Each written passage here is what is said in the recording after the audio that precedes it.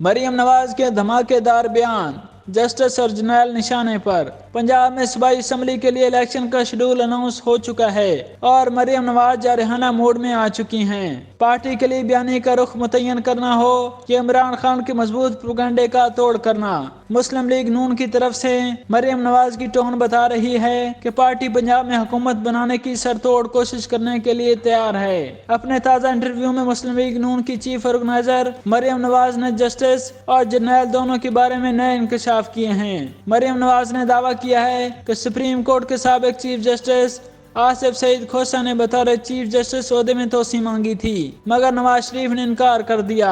انہوں نے کہا کہ آصف سعید کھوسہ کہ کیا جب نواز شریف جیل میں تھے ان سے عمر کی حد بڑھانے کی بات نہیں کی۔ انہوں نے کہا کہ اگر نواز شریف مان گئے ہوتے اور ان کو بطور چیف جسٹس توسیع مل جاتی تو آج عمر عطا بندیال صاحب چیف جسٹس نہ ہوتے۔ مریم نواز نے سابق D G I S I فیض حمید کے بارے میں کہا کہ الزامات کے بارے میں ان کا جواب دراصل ان کا اعتراف ہے۔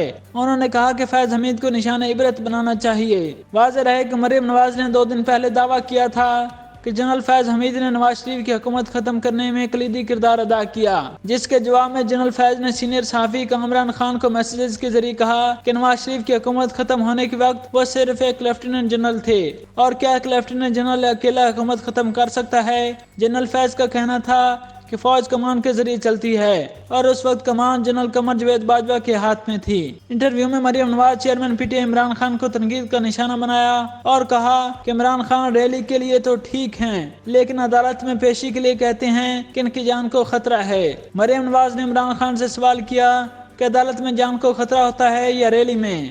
پاکستان مسلم لیگ نون کی چیف آرگنائزر مریم نواز کا کہنا ہے کہ پاکستان تحریک انصاف کے چیئرمین عمران خان اپنے سیاسی جلسوں میں ان کی ازدواجی زندگی پر بات کر کے انہیں ایک طرح سے ہراساں کرتے ہیں۔ مئی 2022 میں عمران خان نے ایک جلسے میں مریم نواز کے حوالے سے بیان دیا تھا جس پر پی ٹی آئی چیئرمین کو تنقید کا نشانہ بھی بنایا گیا تھا۔